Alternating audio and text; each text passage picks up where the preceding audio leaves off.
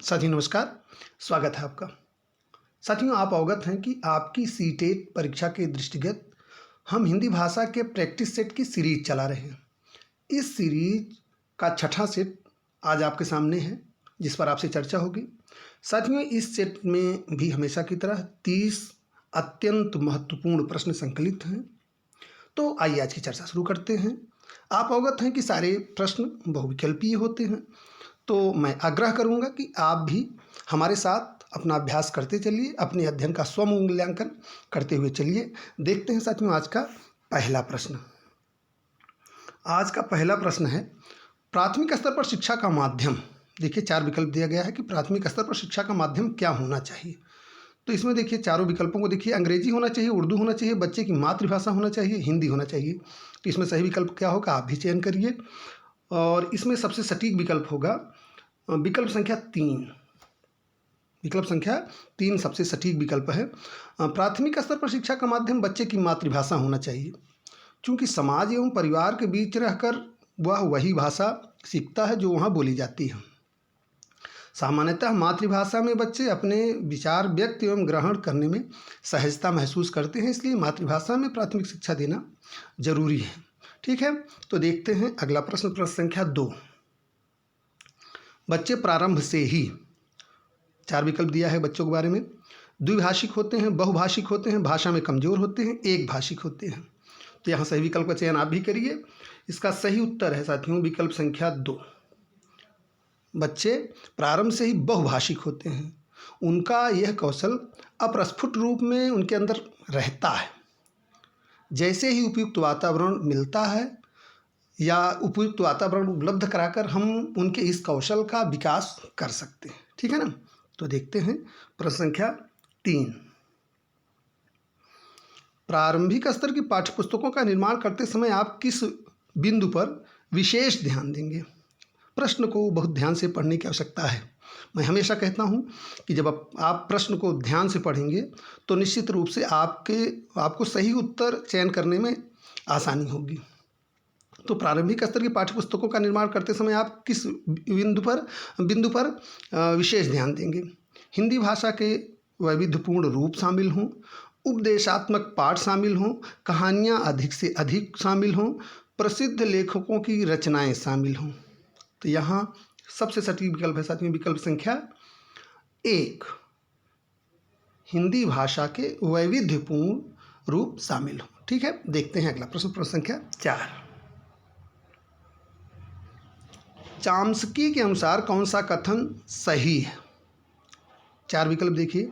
बच्चों में भाषा सीखने की जन्मजात क्षमता होती है, बच्चों में भाषा सीखने की जन्मजात क्षमता नहीं होती है। बहुत ध्यान से देखिए 4 विकल्पों को। बच्चों में भाषा सीखने की जन्मजात क्षमता नहीं होती है, बच्चों में भाषा सीखने की क्षमताएं बहुत सीमित होती हैं, बच्चों को व्याकरण सिखाना बहुत ज़रूरी है, बच्चों में भाषा सीखने की क्षमता जन्मजात होती है। तो सचिन इसमें चारों में इसमें सबसे सटीक विकल्प है विकल्प संख्या 4। चॉम्स्की के अनुसार बच्चों में भाषा सीखने की क्षमता जन्मजात होती है। ठीक है, देखते हैं प्रश्न संख्या 5। अगला प्रश्न, पाठ के अंत में अभ्यास और गतिविधियां देने का उद्देश्य है। पुस्तकों में जो पाठ संकलित होते हैं उनके अंत में आप देखते होंगे कि अभ्यास और गतिविधियों के लिए स्थान रहता है और दिया रहता है उसमें।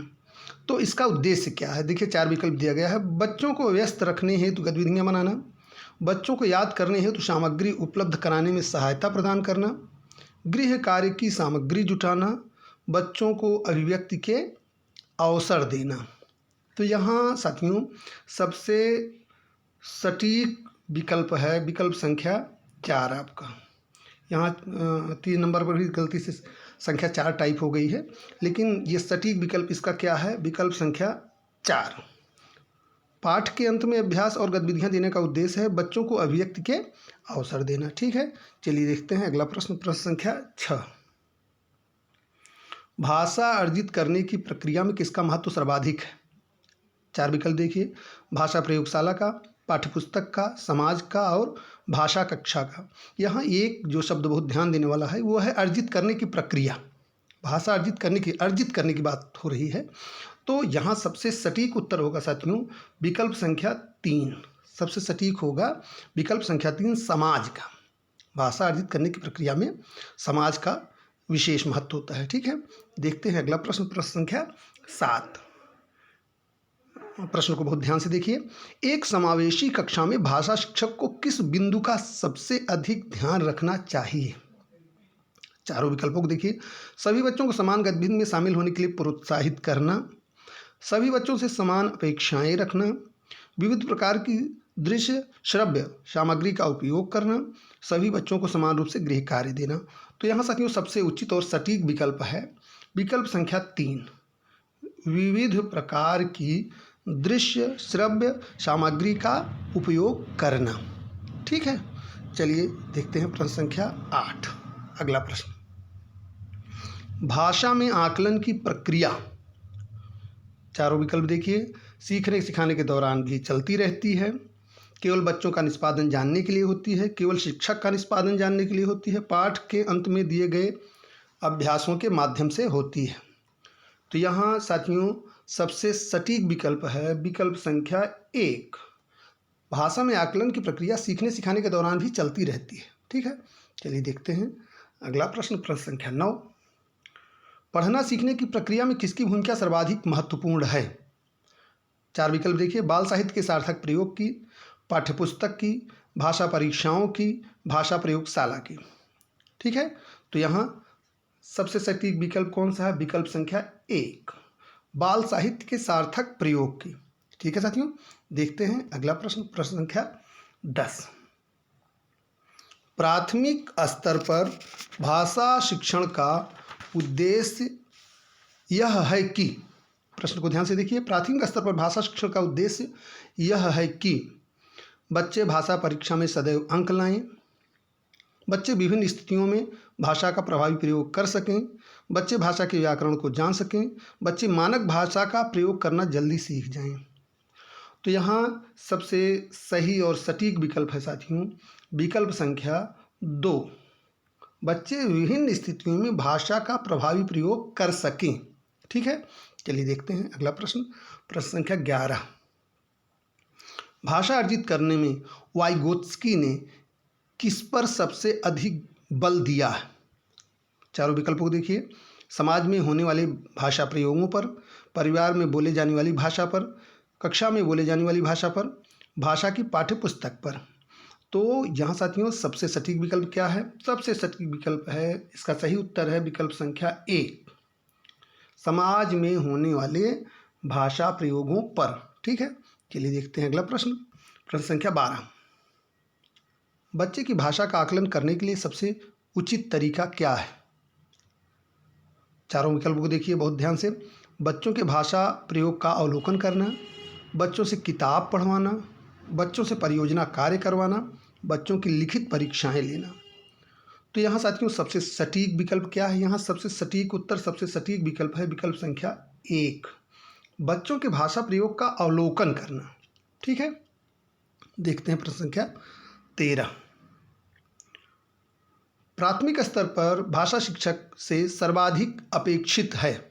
प्रश्न को ध्यान से देखिए, अब चारों विकल्पों को देखिए। कक्षा को मानक भाषा का प्रयोग सिखाना, कक्षा और कक्षा के बाहर बच्चों को भाषा प्रयोग के लिए प्रोत्साहित करना, बच्चों की निरंतर परीक्षाएं लेना, पाठ्यपुस्तक में दी गई सभी कहानी कविताओं को कंठस्थ करना। तो यहाँ सबसे सटीक उत्तर, सबसे सटीक विकल्प क्या है? वह है विकल्प संख्या 2, कक्षा और कक्षा के बाहर बच्चों को भाषा प्रयोग के लिए प्रोत्साहित करना। ठीक है, देखते हैं अगला प्रश्न, प्रश्न संख्या 14।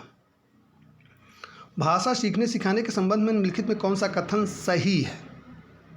चार विकल्प देखिए, बच्चे स्कूल आकर ही भाषा सीखते हैं, बच्चे अपने परिवार से ही भाषा सीखते हैं, बच्चे स्कूल में मानक भाषा का ही प्रयोग करते हैं, बच्चे स्कूल आने से पूर्व ही भाषाई पूंजी से लैस होते हैं।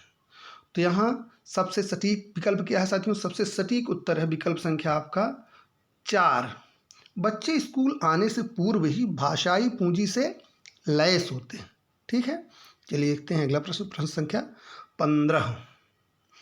प्रश्न संख्या 15 साथियों है, प्राथमिक स्तर पर भाषा सिखाने की सर्वश्रेष्ठ विधि है, बच्चों को कहानी सुनाना, बच्चों को पाठ्यपुस्तक पर आधारित वीडियो कार्यक्रम दिखाना, बच्चों को भाषा प्रयोग के विविध अवसर देना और बच्चों के साथ कविता गाना।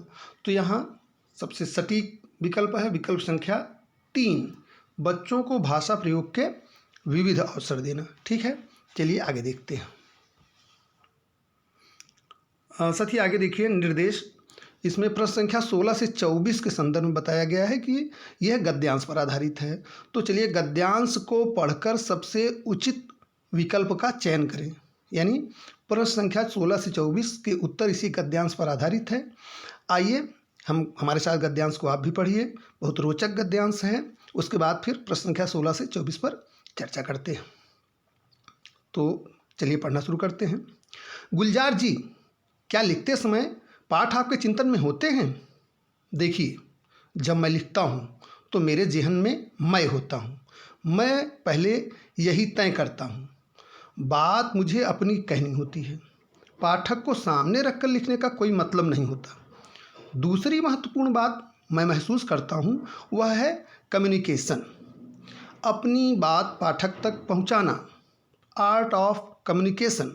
हाँ, मैं अपने लेखन को इस कसौटी पर रखता हूँ।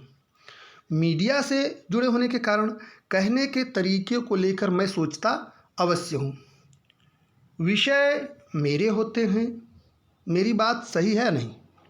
आप अपनी ग्रोथ के साथ एक अहाता बनाते चलते हैं। हर फाइन आर्ट लोगों तक पहुँचनी ही चाहिए। संगीत हो, कला हो या लेखन हो, वो अपने लक्ष्य तक पहुँचनी चाहिए।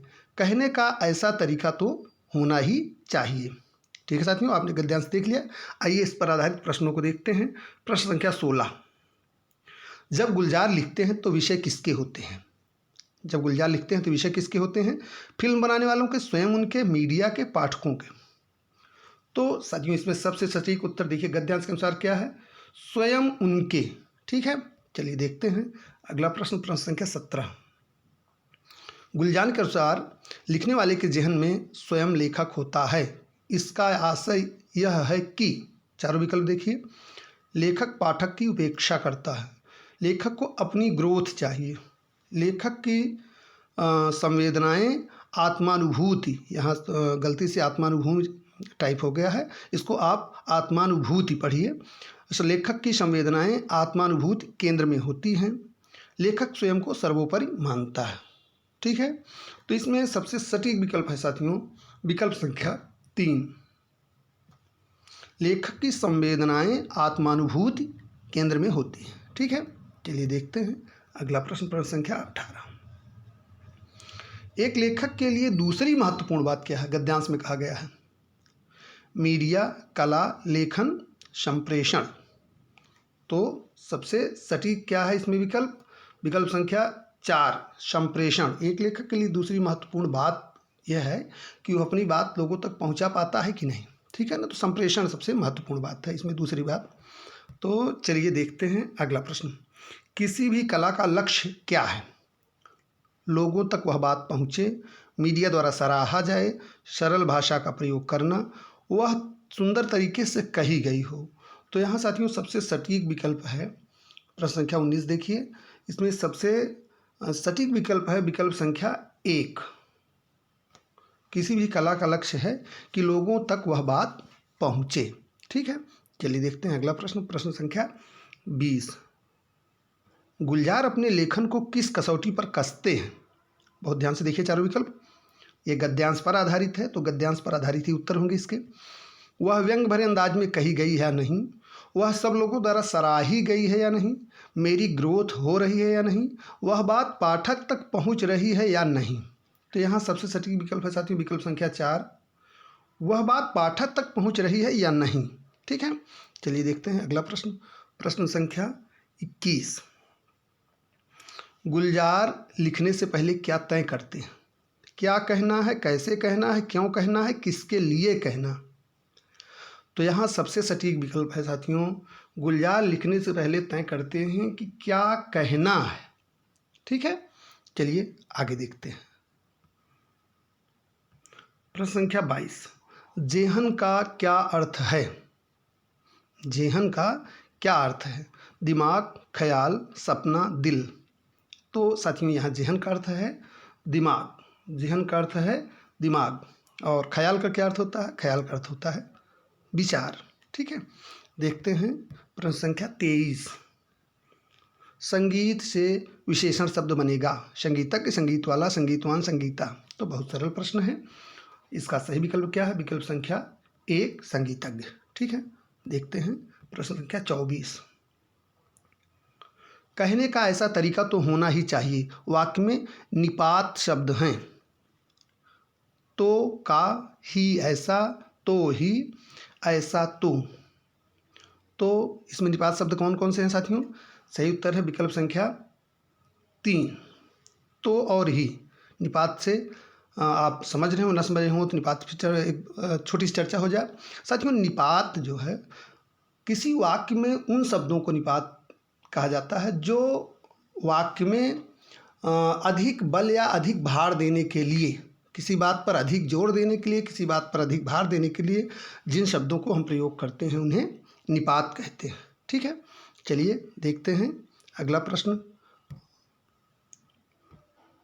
साथियों देखिए अगले प्रश्न जो हैं 25 संग से 30 के बारे में एक पद्यांश दिया गया है जो पद्यांश पर आधारित है। इसमें कह रहा है कविता को पढ़कर प्रश्न संख्या 25 से 30 में सबसे उचित विकल्प का चयन करिए।